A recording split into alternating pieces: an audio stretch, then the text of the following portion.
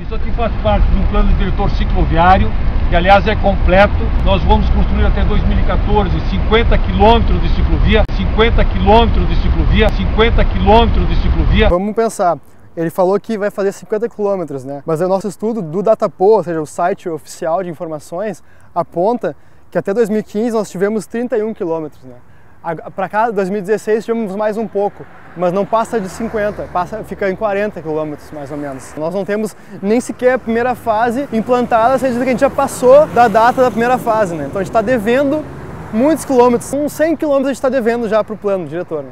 Então nós temos 31 até 2015, talvez 41, segundo os dados da prefeitura, até 2016. Incluindo trechos, como a da Estrada das Três Meninas, lá no Alphaville, que não estão previstas pelo plano diretor. A prefeitura se apropria disso e contabiliza como quilometragem implantada.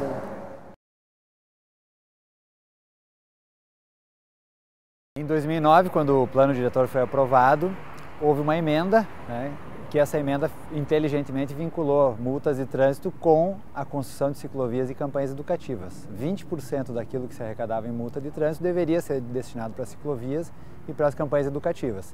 Essa emenda, na verdade, nunca foi concretizada, tanto que a prefeitura foi condenada na justiça por não ter aplicado os recursos que entravam todo mês, né? Porto Alegre arrecada em torno de 30 milhões por ano de multas de trânsito, então em torno de 6 milhões deveriam ser destinados para essas duas finalidades. E agora um assunto polêmico, a Prefeitura de Porto Alegre quer alterar o plano cicloviário da cidade. Um projeto de lei deve ser votado ainda essa semana na Câmara de Vereadores. Só que as mudanças desagradaram ciclistas que participaram de uma audiência pública ontem à noite. A memória das duas ciclistas que morreram há pouco mais de uma semana, vítimas do trânsito de Porto Alegre, norteou as discussões na audiência pública sobre o plano cicloviário. Se o plano cicloviário realmente tivesse sido aplicado, principalmente com a educação no trânsito, talvez elas estariam aqui conosco, né? Contra o projeto do Executivo, que visa acabar com a lei que exige que 20% da arrecadação de multas na capital seja investida em obras do plano cicloviário, os cicloativistas lotaram o plenário da Câmara. Até que o plano diretor cicloviário esteja completo, com os 400 quilômetros, 395 quilômetros, nós vamos levar quanto tempo? E quantas vidas isso pode nos custar?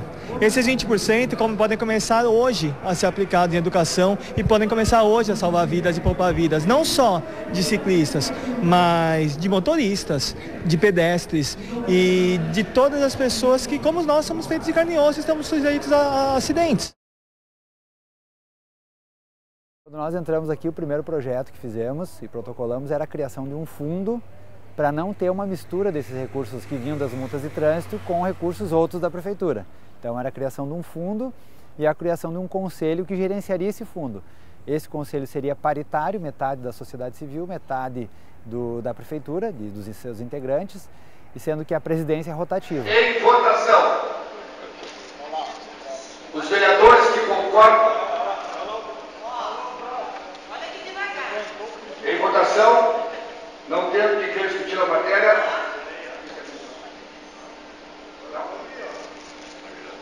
Os vereadores concordam, mesmo que estão os demais manifestos. Aprovado.